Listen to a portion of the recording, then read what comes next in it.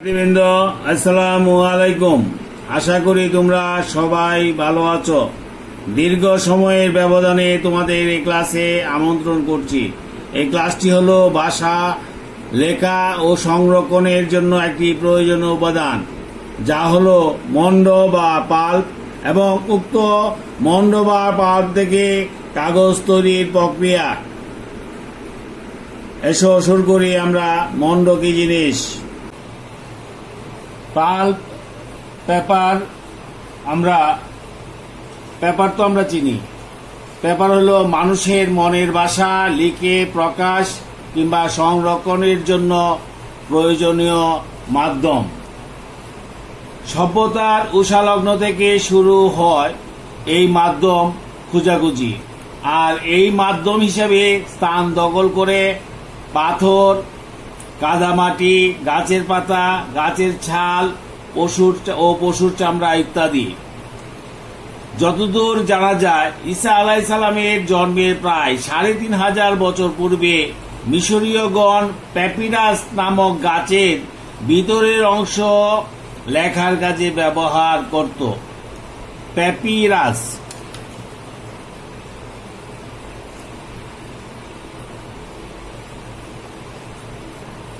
Papyrus গাছের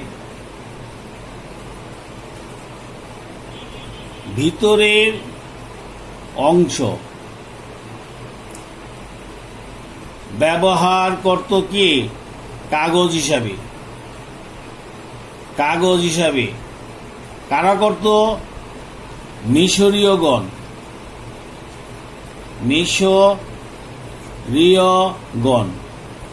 এই মিশরীয়গণ papyrus কাগজের ভিতরের অংশ ব্যবহার করার মাধ্যমেই এর নাম হয় পেপার। এর নামকরণ হয় পেপার। পেপার এর উৎপত্তি। যদি বলে তোমাকে প্রশ্ন করে যে পেপারের উৎপত্তি কোথায় থেকে, উত্তর হলো মিশরীয়গণ প্যাপিরাস গাছের ভিতরের অংশ যখন কাগজ হিসাবে ব্যবহার করত, তখন থেকে নামকরণ হয় পেপার অথবা পেপারের উৎপত্তি। কারো কারো মতে ঈসা আলাইহিস সালামের জন্মের প্রায় ২০০ বছর পূর্বে প্রথম চীনারা শীট আকারে কাগজ তৈরি করে। প্রথম কে কাগজ আবিষ্কার করে?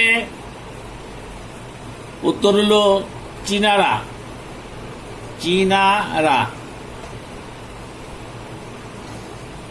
চীন দেশীয় লোকেরা, চীনারা শীট আকারে কাগজ তৈরি করে।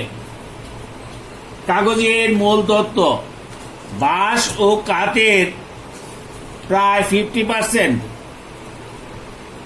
বাঁশ ও কাঠ এর 50% থাকে লিগনিন,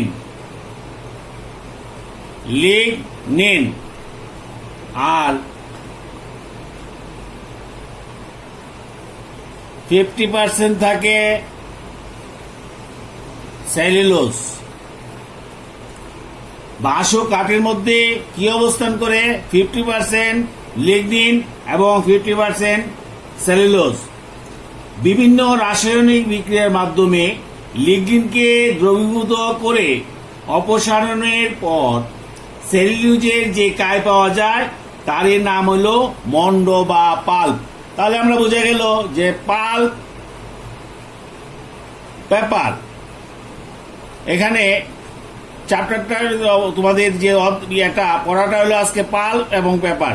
তাহলে এখানে স্পষ্ট বোঝা গেল পাল্প এবং পেপার এক জিনিস নয়। পাল্প হলো বিভিন্ন রাসায়নিক বিক্রিয়ার মাধ্যমে লিগনিনকে দ্রবীভূত করে অপসারণের পর এই সেলুলোজটাকে সংগ্রহ করা হয়। সেলুলোজটা কেমন?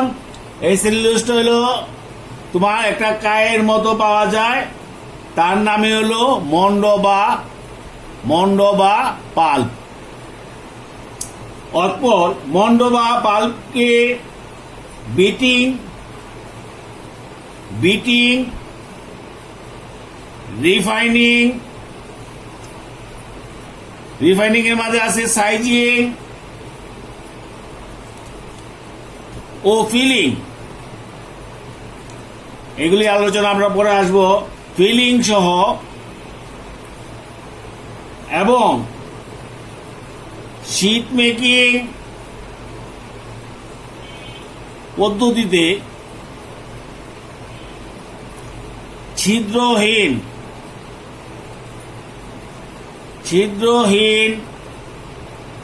পানি রোধিয়ে উজ্জ্বল সাদা বর্ণের মসৃণ কাগজ শীট প্রস্তুত করা হয়। পরবর্তীতে আমরা বিস্তারিত আসবো। এই পাল্প বা মন্ড আমরা কোত্থেকে পাই? বাঁশ ও কাঠ। বাঁশ ও কাঠের মধ্যে 50% থাকে লিগনিন এবং 50% থাকে সেলুলোজ।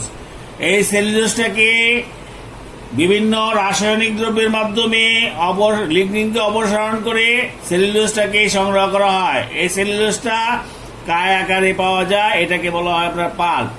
এই পাল্পকে বিটিং, রিফাইনিং, সাইজিং ও ফিলিং সহ বিভিন্ন শীট মেকিং পদ্ধতিতে ছিদ্রহীন পানি রোধিয়ে উজ্জ্বল সাদা বর্ণের মসৃণ কাগজ শীট প্রস্তুত করা হয়। লিগনিন কি? লিগনিন কি তোমাকে যদি প্রশ্ন করা হয় যে লিগনিন কি? উদ্ভিদের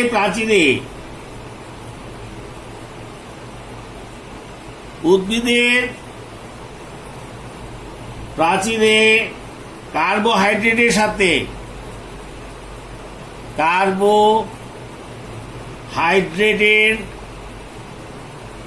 সাথে যুক্ত কিছু অনিয়তকার পলিমারিক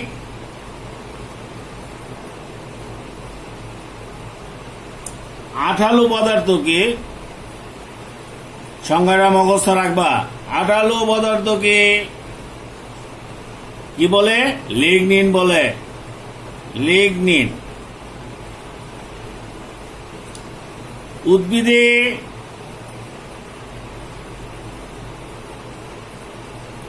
20 থেকে 30% লিগনিন থাকে। কাগজ কি?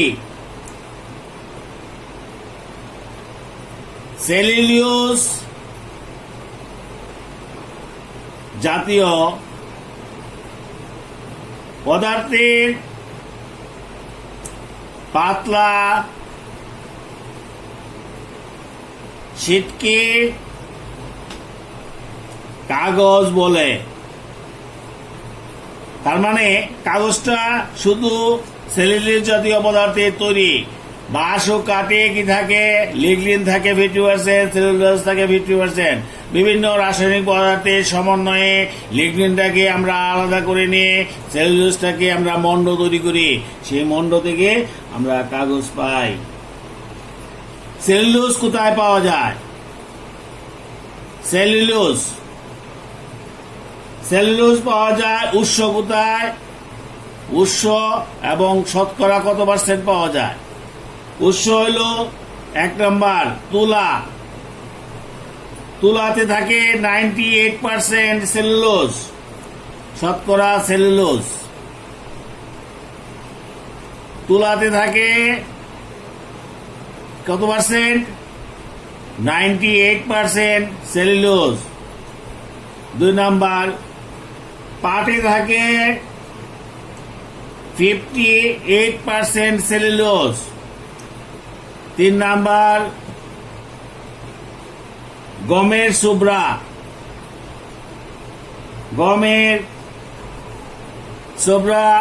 এতে থাকে 42% সেলুলোজ। 4 নম্বর আখের সুবরা কোথায় পাওয়া যায়? চিনির কলে। আখের সুবরাতে থাকে 40% সেলুলোজ। 5 নাম্বার, কাঠে থাকে কত? 55 থেকে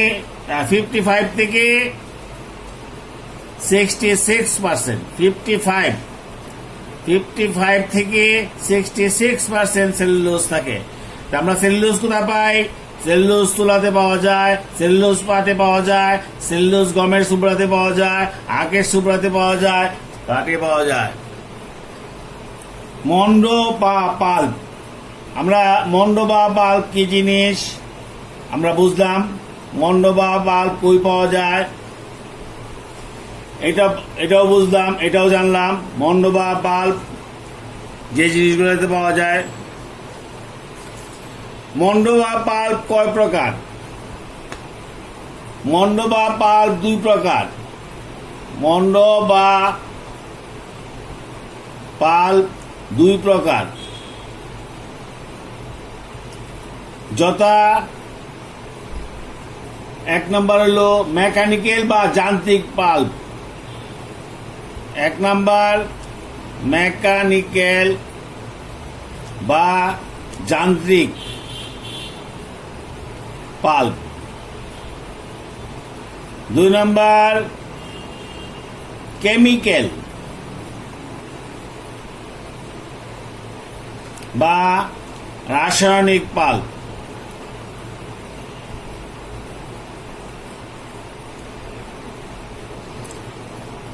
পাল্প কয় প্রকার? 2 প্রকার। মেকানিক্যাল বা যান্ত্রিক, কেমিক্যাল বা রাসায়নিক।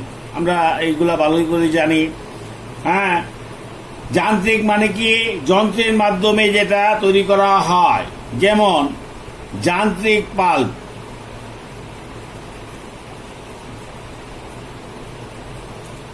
বাঁশ, কাঠ,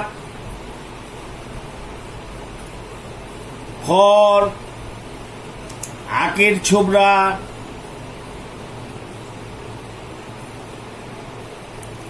প্রভৃতি, অথবা গমের ছোবড়া, আরো আছে, তুলা। পদার্থসমূহকে কি করে? যান্ত্রিক উপায়ে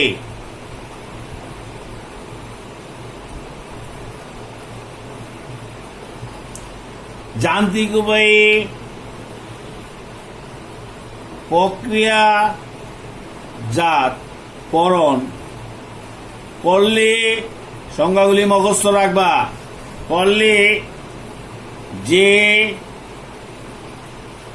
সেলুলোজ ফাইবার বা তন্তু পাওয়া যায় তাকে মেকানিক্যাল বা যান্ত্রিক মন্ড বা পাল্প বলে। তাহলে যান্ত্রিক পাল্প কাকে বলে এগুলি আমরা জানলাম। এবার আসি রাসায়নিক পাল্প কাকে বলে।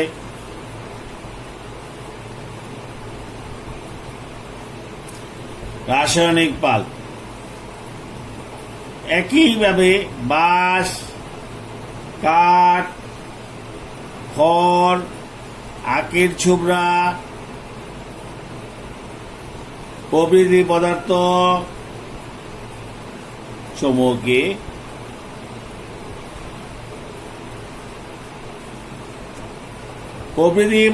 সমূহকে বিভিন্ন রাসায়নিক দ্রব্যের সাথে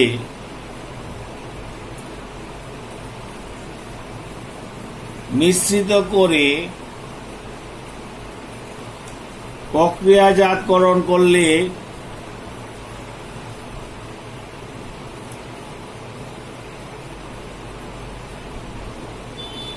যে সেলুলোজ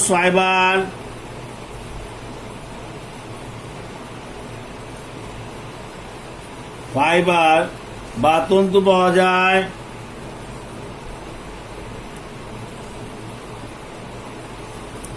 তাকে রাসায়নিক মন্ড বা পাল্প বলে।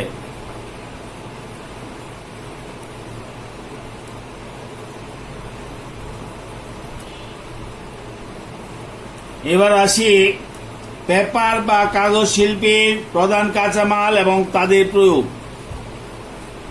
পেপার বা কাগজ শিল্পের প্রত্যেকটা শিল্প মানে গঠন করতে গেলে কাঁচামাল লাগে। কাগজ শিল্পের প্রধান কাঁচামাল ও প্রয়োগ। কাগজ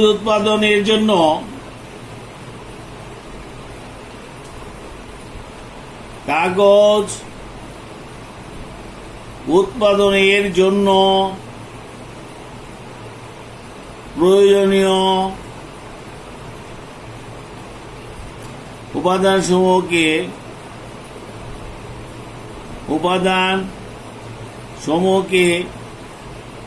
দুই ভাগে ভাগ করা যায়।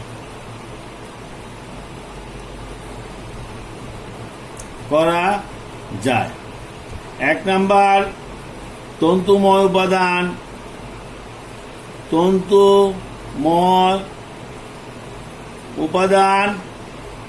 আরেকটা হলো তন্তুবিহীন উপাদান। একটা হলো আঁশ ছাড়া, একটা আঁশ সহ তন্তুবিহীন। একটা হলো তন্তুময় আর তন্তুবিহীন উপাদান।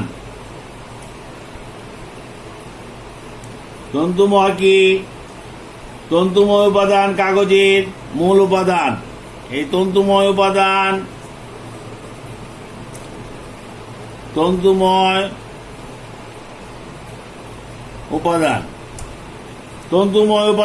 কাগজের মূল উপাদান। তন্তুময় উপাদান কাগজের মূল উপাদান, যাহা সেলুলোজ সরবরাহ করে। তন্তুময় উপাদান কি সরবরাহ করে? সেলুলোজ সরবরাহ করে।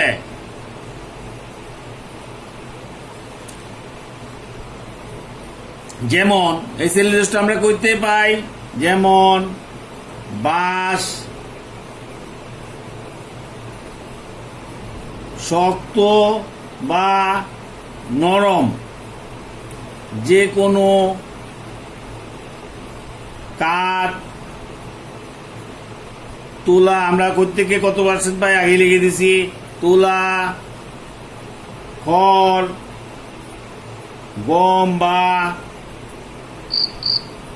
আখের ছোবড়া, ছেঁড়া কাপড় চোপড়।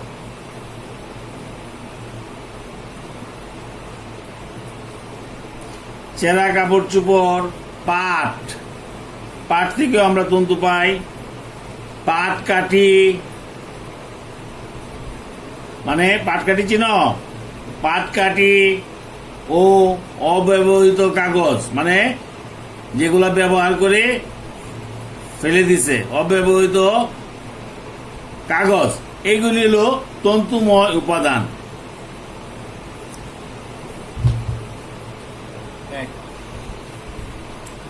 এবার আসি তন্তুবিহীন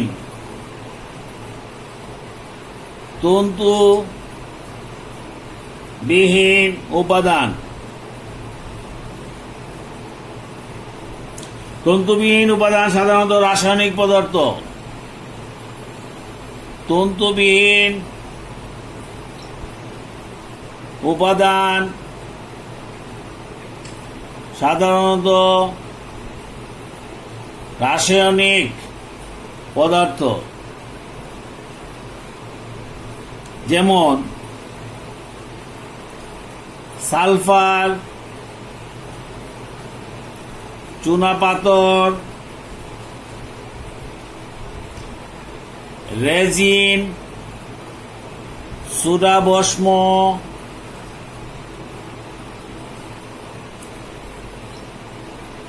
অ্যালাম,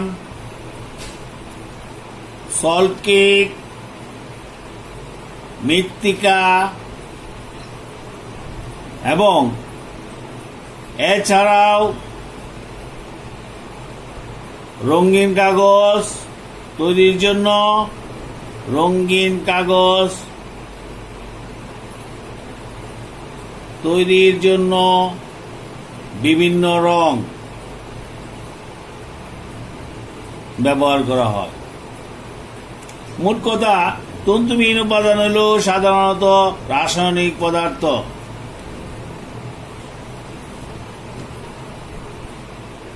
এবার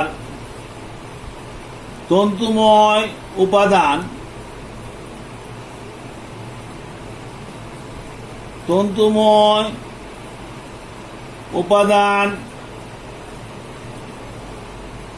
এই ধরনের উপাদান প্রধানত সেলুলোজ সরবরাহ করে। এই ধরনের উপাদান, তন্তুময় উপাদান সাধারণত কি করে? সেলুলোজ সরবরাহ করে। তন্তুময় উপাদান সেলুলোজ সরবরাহ করে। উন্নত মানের তন্তু এবং কাগজ উৎপাদনের জন্য সেলুলোজকে লিগনিন ও হেমিসেলুলোজ হতে মুক্ত হতে হয় বা করে নিতে হয়। সেলুলোজের সাথে কি থাকে? লিগনিন ও হেমিসেলুলোজ। এই লিগনিন এবং হেমিসেলুলোজ থেকে কি করতে হয়? সেলুলোজকে মুক্ত করে নিতে হয়। সেলুলোজ মন্ডের জন্য প্রধান উপাদান বা কাগজের মূল উপাদান হিসেবে ভূমিকা পালন করে। অর্থাৎ কাগজ প্রধানত সেলুলোজ আঁশ দ্বারা গঠিত। সেলুলোজ কোথায় পাওয়া যায়? আমি তো এর আগে লিখে দিলাম, সেলুলোজ কাঠে পাওয়া যায়। কাঠে 60% সেলুলোজ পাওয়া যায়। তুলাতে পাওয়া যায়, আমরা আগে বলছি তুলাতে 98% সেলুলোজ পাওয়া যায়। আখের ছোবড়া বা চিনিকল হতে আখের চোবড়া কই পাওয়া যায়? চিনিকল হতে প্রাপ্ত আখের চোবড়াতে 40% সেলুলোজ পাওয়া যায়। গমের চোবড়াতে 42% সেলুলোজ পাওয়া যায়। আর তন্তুবিহীন উপাদান, এটা হলো তন্তু উপাদানের মধ্যে রাসায়নিক দ্রব্যাদি তন্তুবিহীন উপাদানের অন্তর্ভুক্ত। কাগজের জন্য প্রয়োজনীয় রাসায়নিক দ্রব্যগুলোকে কয়েক ভাগে ভাগ করা হয়, যেমন কোকিং এজেন্ট।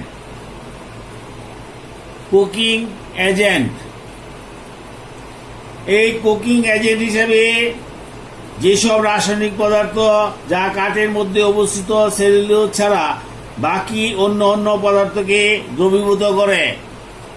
কোকিং এজেন্টের কাজ কি? কোকিং এজেন্ট হিসাবে sodium sulphate, sodium hydroxide, calcium hydroxide ও সোডিয়াম কার্বনেট, এরা কুকিং এজেন্ট। এই কুকিং এজেন্ট দ্বারা কুকিং করে, সিদ্ধ করে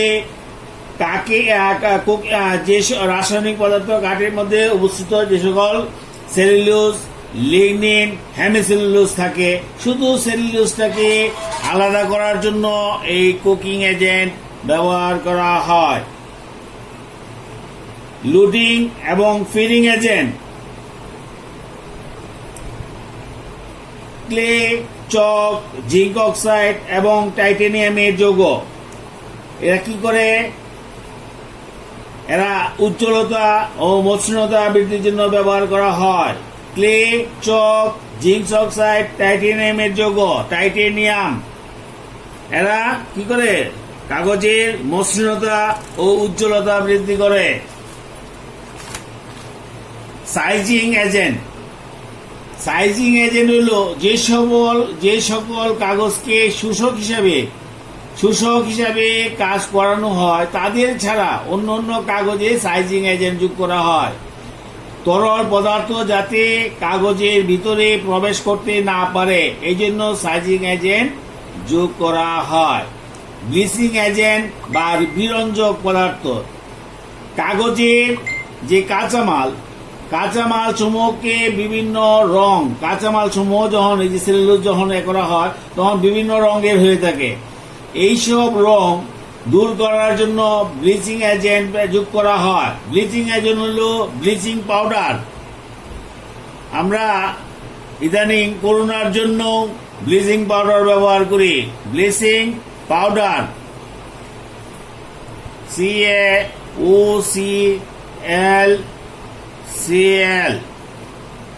হলো ব্লিচিং পাউডার।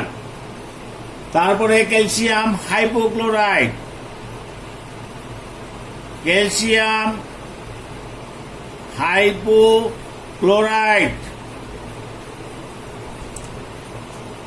Hypochlorite CaOCl2। তারপরে হাইড্রোজেন পারঅক্সাইড,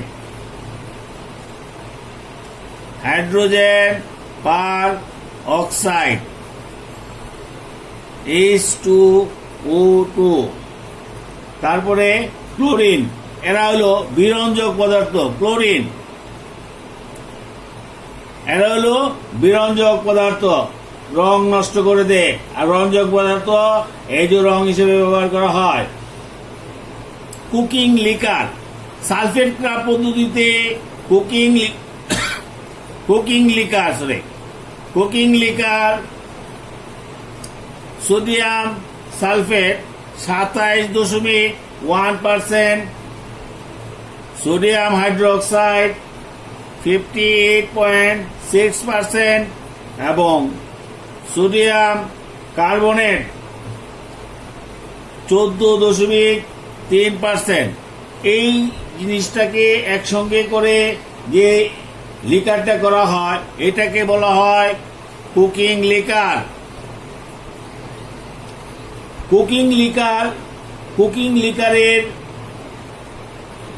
কুকিং লিকারের পরিস্রাবণ দ্বারা পাল্প পৃথক করার পর যে বাদামি বর্ণের বর্জ্য তরল পাওয়া যায় তাকে বলা হয় ব্ল্যাক লিকার। কুকিং লিকার কি এবং ব্ল্যাক লিকার কি? কুকিং লিকারের পর পরিস্রাবণ দ্বারা পাল্প পৃথক করার পর যে গাঢ় বাদামি বর্ণের বর্জ্য তরল পাওয়া যায় তাকে ব্ল্যাক লিকার বলে। এতে দ্রবীভূত লিগনিন, এতে কি থাকে? লিগনিন থাকে। দ্রবীভূত কি থাকে? লিগনিন থাকে। সোডিয়াম কার্বনেট থাকে, সোডিয়াম সালফেট সহ বিভিন্ন জৈব এবং অজৈব পদার্থ থাকে। উক্ত ব্ল্যাক লিকার অপসারণের পর এভাবে প্রাপ্ত সেলুলোজের কাই এর নাম মন্ড বা পাল্প। এই ব্ল্যাক লিকারটা অপসারণ করার পরে যে সেলুলোজ বা কাইটা পাওয়া যায় এটা হলো কুকিং লিকার আর এটা হলো ব্ল্যাক লিকার। এই কুকিং লিকার দেওয়ার পরে যে গাঢ় বাদামি বর্ণের বর্জ্য তরল পাওয়া যায় এটা হলো ব্ল্যাক লিকার। এই ব্ল্যাক লিকার অপসারণ